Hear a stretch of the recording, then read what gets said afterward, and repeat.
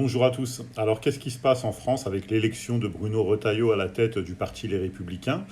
Bon, c'était un peu prévu. Je pense que Laurent Wauquiez s'est illustré parce qu'il a été particulièrement faible dans cette campagne, parce que c'était le principal rival de Monsieur Retailleau.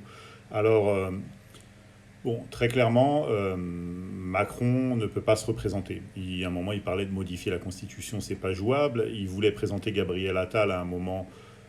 C'est un projet qui est tombé à l'eau. Édouard Philippe, pareil, on ne sait pas trop. Bon, les alternatives qui sont crédibles aujourd'hui, ce serait Jordan Bardella, qui se présente au successeur de Macron. Puis à la France Insoumise, ce sera sans doute Jean-Luc Mélenchon. Il ne faut pas rêver, même s'il a promis à plusieurs reprises qu'il ne reviendrait pas. Il va revenir, hein, c'est fort probable à mon avis. Donc voilà, et puis après on aura les petits candidats à côté qui vont émerger, c'est-à-dire tous les satellites qui vont chercher à gratter, Fabien Roussel, les candidats d'ultra-gauche, etc., etc. Bon, Zemmour sans doute également.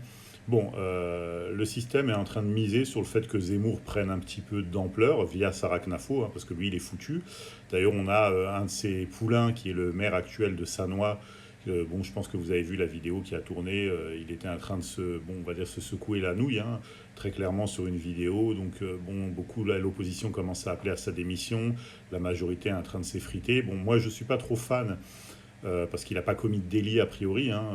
Il est tombé dans un piège à brouteurs, hein. Si je puis dire, ceux qui savent, les brouteurs, c'est des gens en fait qui se font passer pour des dames derrière des écrans, et ensuite, quand ils ont assez d'éléments pour vous faire chanter, ils vous rançonnent, ils vous demandent de l'argent pour pas diffuser les vidéos. Lui, je crois qu'il n'a pas voulu payer, il a peut-être pas payé assez cher, je sais pas, et donc bon, la vidéo est en train de tourner. Donc Zemmour est très affaibli. Par contre, Sarah Knafo, elle est passée sur Thinkerview, etc. Donc bon, elle est en plein essor, et donc je pense qu'ils vont miser sur le fait que Marine Le Pen a été disqualifiée par la justice. Il y aura Bardella. Donc Sarah Knafo, ce sera l'alternative féminine de l'extrême droite qui va diviser les suffrages et qui va empêcher peut-être le RN d'aller au second tour. Quand bien même il irait, il faudrait en face quelqu'un d'assez solide pour pouvoir empêcher le Front républicain, ou pour pouvoir, pardon, faire perdurer le Front républicain.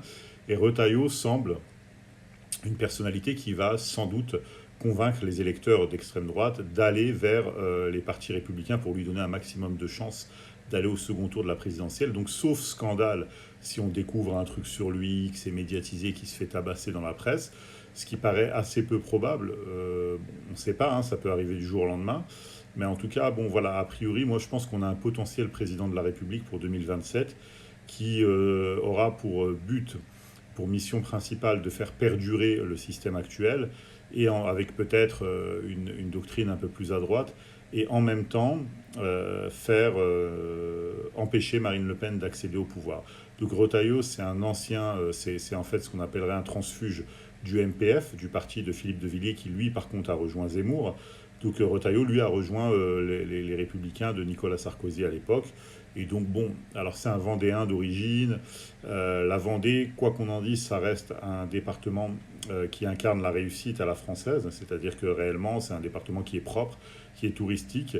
La ville qui comporte le moins de chômage en France, c'est justement les Herbiers, hein, donc la ville de Vendée qui abrite comment dire, le fameux parc, là, je ne sais plus comment on l'appelle, bon, en tout cas celui d'Interville, etc. Donc voilà, donc du coup, le Puy du Fou, voilà, c'est ça.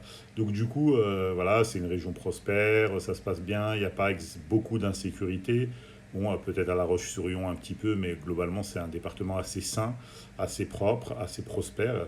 Donc voilà, pour le coup, il incarne quelque chose qui pourrait donner une chance aux Républicains, à Macron, à toute la gauche qui a rejoint Macron également, de pouvoir prospérer, tout simplement. Donc, moi, je tiens pas trop compte de son discours actuel, je regarde plutôt les actes. Donc, par les actes aujourd'hui, bon, ouais, il a donné l'autorisation à la police de poursuivre les refus d'obtempérer, notamment les rodéos urbains, etc., à travers le territoire. Avant, c'était autorisé uniquement dans l'agglomération parisienne. Bon, je suis pas sûr qu'il y ait beaucoup de rodéos dans Paris intramuros, hein. Mais bon, globalement, voilà. Bon, c'est quelqu'un qui maîtrise la communication, on va dire, de droite, hein, très clairement. Donc voilà, moi je pense qu'on a un schéma qui se dessine actuellement.